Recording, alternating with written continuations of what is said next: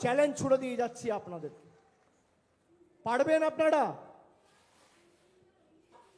এরা যখন আসবে জিজ্ঞেস করবেন, যখন সংকটের সময় বুলবুল, আমফান, যশের মতো বিধ্বংসী ঘূর্ণিঝড়, কোভিডের মতো মহামারী তৃণমূল কংগ্রেস ছাড়া আর কাউকে পাওয়া যায়নি, বিজেপির কোনো নেতা কর্মীদের টিকি খুঁজে পাওয়া যায়নি।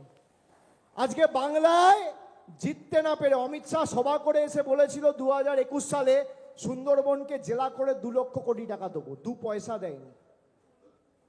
5 বছর হয়ে গেছে, এদেরকে বলো হিসাব দাও। আমরা তো হিসাব দিয়েছি, উন্নয়নের পাঁচালী আমাদের প্রতিনিধিরা বাড়িতে বাড়িতে পৌঁছেছে। আমি আজকে কত মহিলা লক্ষ্মীর ভান্ডার পাচ্ছে, কতজন খাদ্যসাথী পাচ্ছেন, কতজন কন্যাশ্রী পাচ্ছেন, কতজন আবাস পেয়েছেন, কতজন যুবসাথী পেয়েছেন, আমি তার হিসেব দিয়েছি পুঙ্খানুপুঙ্খ। বিজেপির হিসাব কোথায়? হিসেব কোথায়? আজকে পরিযায়ী শ্রমিকদের উপর যারা বাংলা থেকে বাইরে কাজ করেছে তাদের উপর বাংলায় কথা বলেছে বলে তাদেরকে বাংলাদেশি বলে আখ্যায়িত করেছে। আমরা মাছ খাই বলে আমাদের বলা হচ্ছে মুঘল। কারা মাছ খান একটু হাত তুলুন তো। বিহারের বিজেপির উপমুখ্যমন্ত্রী তিনি বলছেন বিহারে মাছ বন্ধ করে দেব।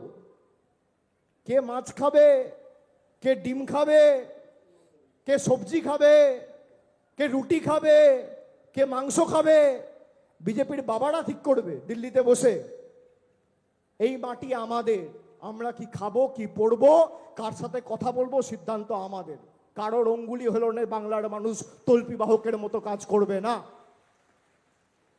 আমরা সব কিছু করতে পারি, কিন্তু আমরা মাথা নত করব না। প্রয়োজনে দেব মোরা 1 নদী রক্ত, হোক না পথের বাঁধা প্রস্তুর শক্ত। অবিরাম লড়াইয়ের চির সংঘর্ষে একদিন সে পাহাড় টলবেই, জনগণের সংগ্রাম চলবেই। বাংলা থেকে আগামী দিন ভারতবর্ষের পরিবর্তনের চাকা ঘুরবে। যেভাবে দক্ষিণ 24 পরগনার মাটি থেকে 2008 সালের পরিবর্তনের চাকা ঘুরেছিল, একই চাকা বাংলা থেকে দিল্লির পরিবর্তন হবে আগামী 3 মাসের মধ্যে বাংলায় জেতার পর।